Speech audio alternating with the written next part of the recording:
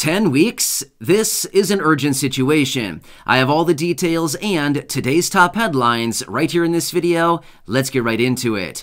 All right, we've had some important headlines hitting the wire today, so let's work our way through these one at a time. First off, a new report that was just released by Oxfam, I hope I'm pronouncing that correctly, is showing the Great Divide right here in the United States as well as on a global scale. So I want to walk you through all the statistics out of this report and let you know what this actually means going forward. So here's what they found. During the time that all of us were living through with COVID, every 30 hours a new billionaire was minted. So during that time, 573 new billionaires were created. Well, the report goes on to show that for every 33 hours right here in 2022, 1 million people are going to be falling into extreme poverty on a global scale. So you can see right here the Great Divide on a global scale and how many people on a global scale are also really struggling right here, right now. Don't get me wrong, I totally understand. There's a lot of people right here in the United States that are having a really hard time right now, but it is not only here in the United States, it is globally. You can see this every 33 hours. So a little bit over a day's worth of time, another million people falling into extreme poverty. That's a sad situation. So anyway, don't get me wrong, I totally understand everybody right here in the United States needs additional money, benefits, food, all kinds of different things going forward, but it's a real problem on a global scale as we can see from this report right here. So anyway, just a report that I came across, thought it was very interesting and I wanted to share it with you right here in this video.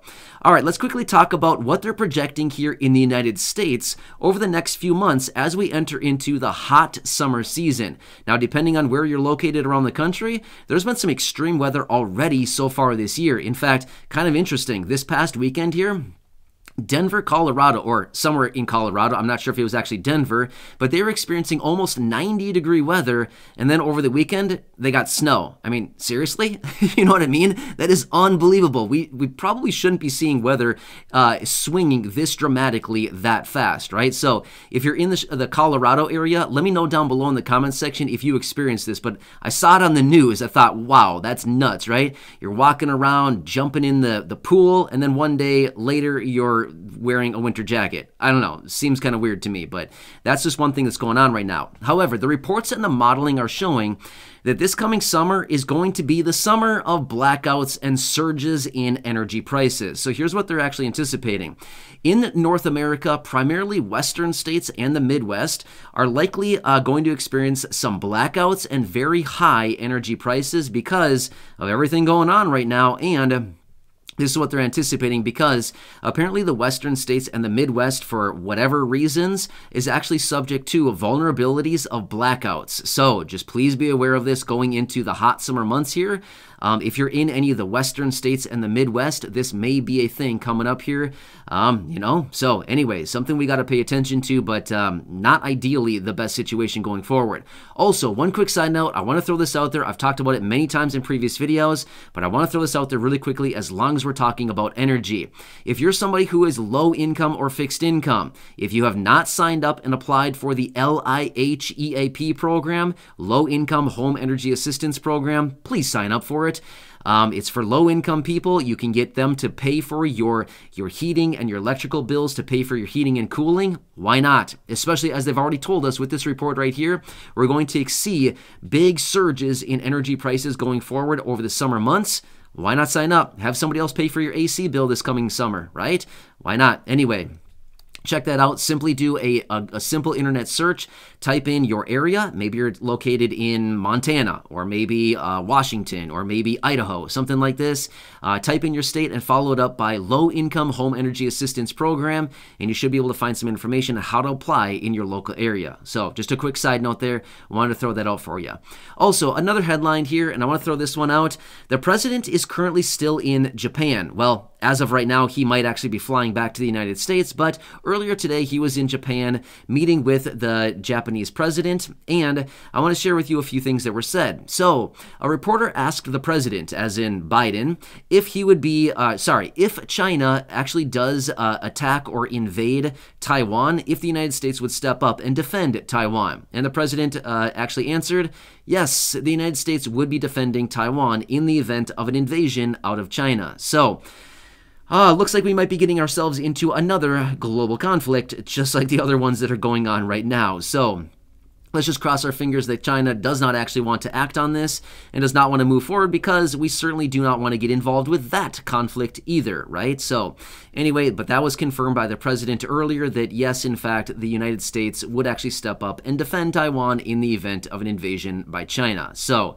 oh man, let's just hope that that's not the case right now. We don't need something else like that on our plate right now. Seriously, we've got enough big fish to fry right here in the United States. In fact, like the different difficulties that we're currently dealing with. Not physically fish, metaphorically, we have a lot of things that we are working on here that we need to kind of handle in this country before we can start worrying about all the other things going on globally right here, right now, right?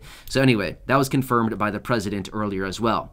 Now, as long as we're talking about the president and the administration, there was some talk about potentially tapping into the diesel reserves. Yes. So you know how, what was it, maybe 6 weeks ago, maybe 2 months ago or so, the president was out talking about how they're going to start tapping into the strategic petroleum reserves and releasing 1 million barrels of oil on average every single day going forward for 6 months, 180 million barrels of oil to help lower the gas prices. Well, I think we can see how that's working out. It's not. So anyway, that was one thing that was announced by the president a couple months ago. However, it was just said earlier today that the administration is weighing and considering tapping into the diesel reserves now. Now, apparently these reserves are much, much smaller than what they have for petroleum reserves. Apparently the diesel reserves are only about 1 million barrels of diesel, or sorry, 1 million gallons is what it sounds like of diesel that is actually in reserves. Now, it sounds like they may want to tap into this because as of yesterday, the national average for 1 gallon of diesel fuel is $5.56 per gallon, and the projections are that this will likely be around $10 per gallon by the end of summer. Well, guess what happens when diesel prices go to $10 per gallon? Guess who uses diesel fuel, right? It's the semis that drive all of the goods that we need on our store shelves to the stores. It's diesel-fueled trucks, right?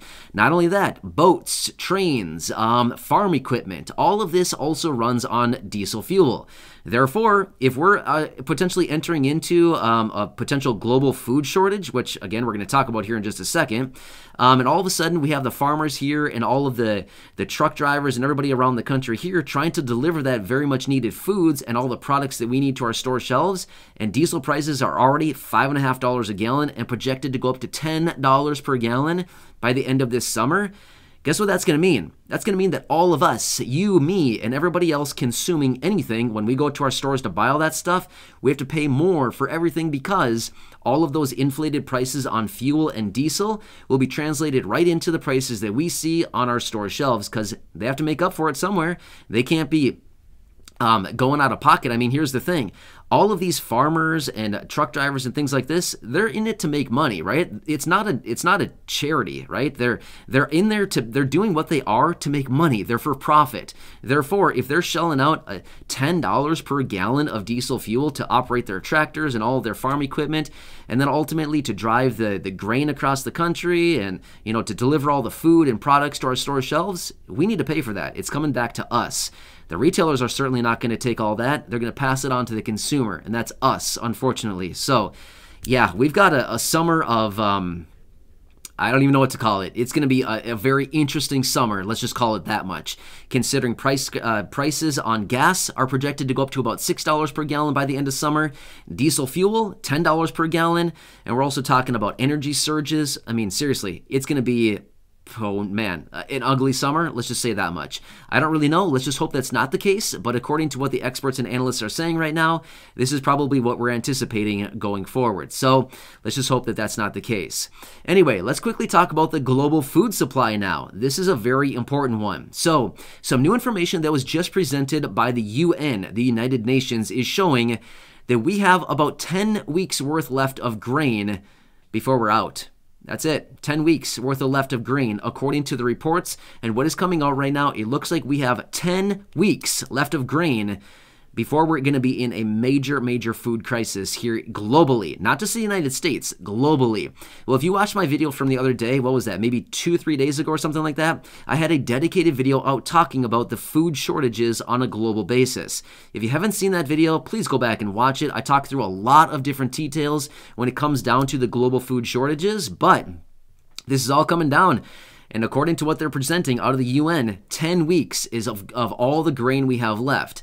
Now remember, grain is very, very important. Grain goes into almost everything that we consume. Obviously, not everything, but a huge percentage of anything that we consume in this country and around the world globally is there's grain in it of some kind. Wheat, barley, corn, soybeans, some kind of stuff like this. It's all in there, right? If you don't believe me, feel free to go into your pantry, look at the ingredients list on literally any box you pull out of the cupboard, and I promise you it's going to have some kind of a grain on it. Grain, soybean, wheat, barley, some kind of stuffing on there. It's something. It'll have some kind of grain on the ingredients list. This is very important to watch going forward. Not only that, as I described in that video the other day, the dedicated food shortage video, again, I'd highly advise you to go back to it. It's about a 15-minute video talking through many different parameters that we need to watch closely when it comes to the food shortages that we're about to deal with here globally and, of course, here in the United States. But remember, too, this much. Not only do we consume the grain, but the livestock that we also count on also consumes the grain, right? The birds, right? The poultry, or the birds like the turkeys and the chicken. Obviously, they consume grains. The livestock, as in the cows, things like this that we also count on for milk, and obviously meats, things like this. They consume grain. So it's not only us, but it's a lot of other, people out there, and animals, the birds, the bees, and the cows, right? They all consume all of this grain as well. It's a very, very important thing. And we may be on the cusp here very, very quickly of some major, major issues coming down. Now, to be totally fair, as I talked about in that video the other day, there's likely going to be many other undeveloped countries all around the world that are going to feel the brunt of this way more impactfully than what we will here in the United States. But at the end of the day, we're still going to feel it. Whether we feel it in shortages of food or whether we feel it in significantly inflated prices, we are going to feel it in some way, shape, or form. So, wow, something else we got to add to the list. There's a lot of lists that we have going on right now. Unfortunately, they're not exactly the best of all the lists, right? So hopefully we can get some of this hammered out with energy prices coming in, these being inflated coming forward. Hopefully that can be hammered out.